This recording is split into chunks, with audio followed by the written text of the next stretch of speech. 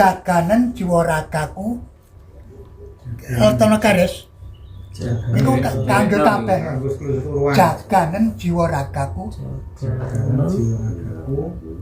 sak raja amalku dadine sak raja amalku sak duwene nggih sak raja serinane swengene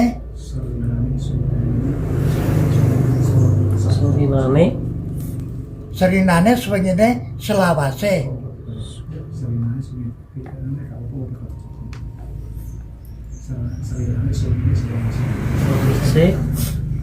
ana sejo ala aja tumama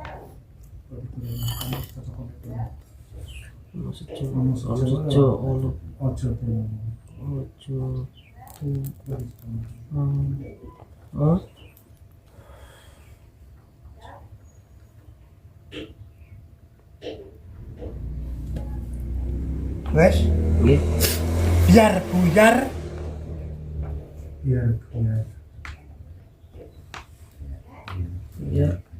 saking kersane Allah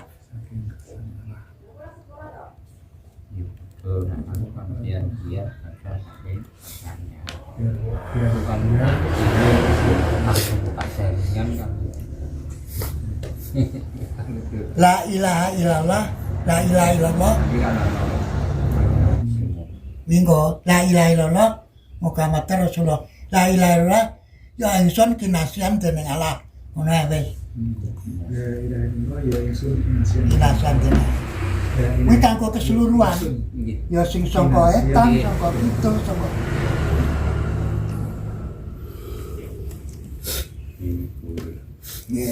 saking sesepuh mriki salah diestokake saking sesepuh mrika nggih saras diperjuangake kan nggih kersane sing berjuang niku mboten muspra ngoten cara nggih kula kan ngoten nggih ngesakno sing berjuang ngoten nggih cara nggih kula kan ngoten nggih tutur teng pundi mawon berjuange nggih sami sing disebut nggih namung niku nggih kanthi wenan-wenan iki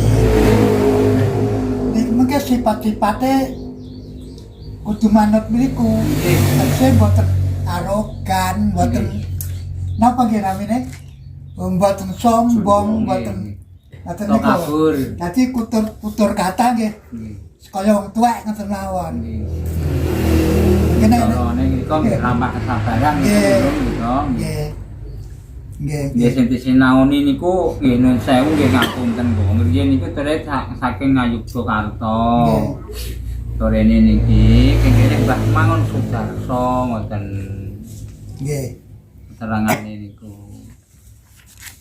wis napa perlu dicatet Mas enten malih enten hubungane kali sehat tencane nggih nggih niku wau ngeten Allahumma qulhum balik teko kolak teko balik tanpa gembung tanpa sirah sapa sejara maring aku tinulakan dene Allah wolak-walik kebalikaken marang kang sejara saking kersane Allah la ilaha illallah la ingsun direksa maring Allah iku napa perlu dicatat nggih kedae nggih ngoten mbok rekam jabatan nah rekam kok kabeh nanti catet kan karek ndel anu ngono ae catet bae nggih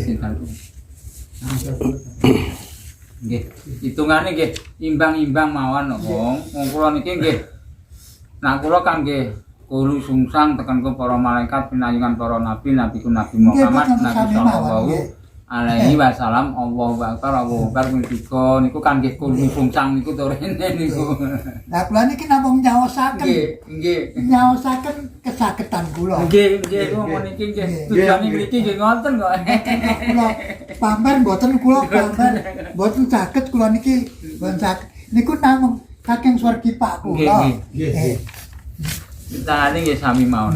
Ngene tapi kan mboten saking ngriki ngoten. Napa semangke kepari Mas Agung. Lah nek bapak kula niku nggih napa kathah unen-unen ngoten niku nggih nganti sepuh banget. Satusan lho Pak. Nggih. Dadi nggih kaya kepengin napa nggih mengikuti jejak sing sepuh nggih. Nggih. Nggih. Nek sallallahu alaihi wasallam benten nggih. Nggih mungkin sallallahu alaihi wasallam ketika tentu nggih. Nggih. Allahumma qul hum balik. Dadi niku lho. Nek enten wong nenung atau wong cerdas niku anu niku lho. Terus Kan wong niku kan mboten apik kabeh. nggih wong batine tiyang ketinggalan saya ini kadang-kadang lebete musuh kok. Ha nggih. Bro kena ngalami ngoten niku kok. Nggih. Icep-icep ning amak kula kate sabah kok. Allahumma qul balik pun mari.